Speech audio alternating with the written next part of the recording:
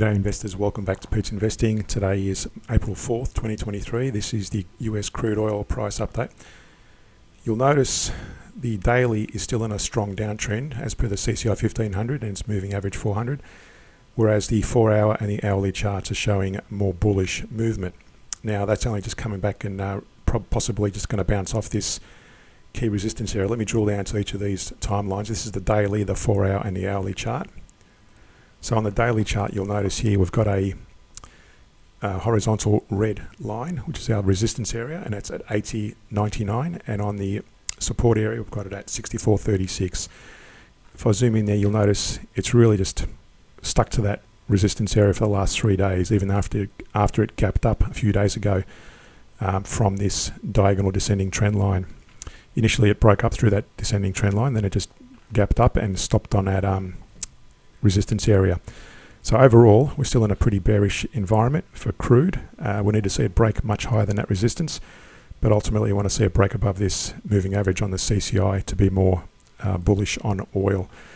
In a smaller time frame, the 4-hour chart, again, I've got this Fibonacci retracement in that range between that resistance and that support area, and I've only put that in there just to demonstrate that once it breaks above the 61% Fibonacci retracement, after it was going in a more bearish momentum.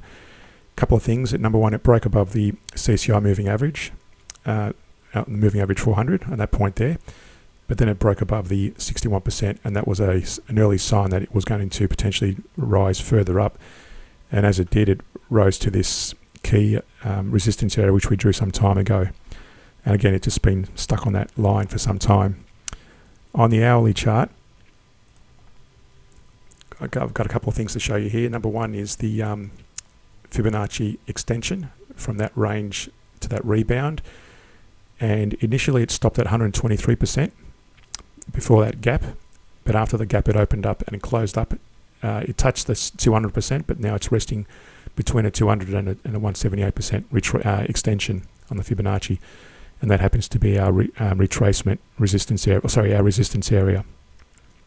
So overall, I'd be very cautious about going long. If you're going to go long, only trade in the direction of the 4-hourly. Now, I think you might have missed the boat on going long.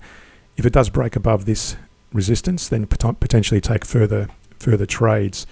Otherwise, wait to see what happens in the coming hours and days. It may bounce to the downside, or it may even break through that. Now, let me just draw another Fibonacci here, just to show you potentially what it may do. It doesn't like that. Let me get rid of that. So from that low, it doesn't like that for some reason. From that low to that high. Before we see any further downside, we want to see it, if it does bounce from the top there, we want to see it break this 23%, which is at the 78.20 level. Then the next level of support will be at the 76.03 at 38% level. And if it breaks below the 61%, which is always our key resistance or reversal, the 61% reversal will be at the 72.53 level. So if it breaks below that, that'll be further declines and further bearish short positions. So again, just be mindful of going. I wouldn't be going long or short at the moment. I just will wait to see what happens with this resistance, and if it breaks above, then possible further upside. Otherwise, it may retrace to the downside. So probably hang off for the moment and before taking any positions. To understand how to properly trade using the average down, reference the links in the description below. Subscribe and support us by clicking the like button. Support us more on Patreon, links in the description below, and see you in the next video.